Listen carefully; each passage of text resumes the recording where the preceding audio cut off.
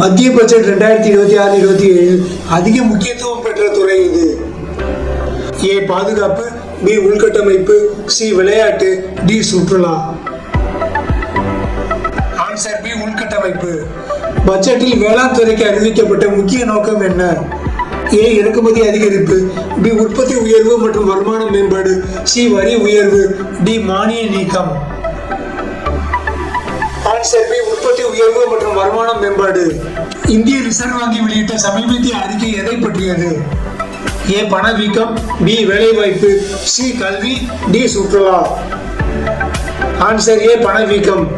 இந்தியாவில் டிஜிட்டல் பரிவர்த்தனைகள் அதிகரித்ததற்கான முக்கிய காரணம் என்ன? ஏ பண பற்றாக்குறை, பி இணைய வசதி மற்றும் யூபிஐ பயன்பாடு, சி வரி உயர்வு, டி ஏற்றுமதி. ஆன்சர் பி இணைய வசதி மற்றும் யூபிஐ பயன்பாடு. இந்தியாவின் புதிய பாதுகாப்பு ஒப்பந்தம் எந்த நோக்கத்திற்காக கையெழுத்திடப்பட்டது? ஏ ஏற்றுமதி, பி சுற்றுலா, சி வரி குறைக்க, டி உள்நாட்டு உற்பத்தி வலுப்படுத்த. ஆன்சர் டி உள்நாட்டு உற்பத்தி வலுப்படுத்த. மத்திய அரசு அறிவித்த புதிய திறன் மேம்பாட்டு திட்டத்தின் முக்கிய நோக்கம் என்ன?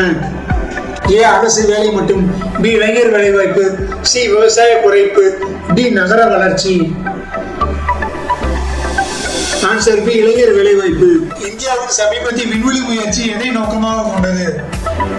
ஏ செயற்கைக்கோள் ஏவுதல், பி கடல் ஆய்வு, சி விவசாயம், டி சுற்றுலா.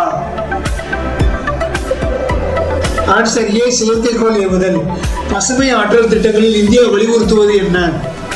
ஏ நிலக்கரி, பி சூரிய மற்றும் காற்றாலை ஆற்றல், சி டீசல், டி இறக்குமதி. ஆன்சர் பி சூரிய மற்றும் காற்றாலை ஆற்றல். இந்தியாவின் புதிய சுகாதார திட்டம் எதை வலுப்படுத்துகிறது? ஏ தனியார் மருத்துவம், பி நகரமயமாக்கல், சி மருந்து ஏற்றுமதி, டி பொது சுகாதார சேவை.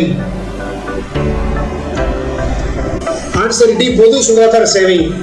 இந்தியாவில் சர்வதேச வர்த்தக பேச்சுவார்த்தைகள் முக்கியமாக எதை நோக்கமாக கொண்டுள்ளன? ஏ ஏற்றுமதி விரிவாக்கம், பி இறக்குமதி தடை, சி தனிமைப்படுத்துதல், டி வரி உயர்வு. ஆன்சர் ஏ ஏற்றுமதி விரிவாக்கம்.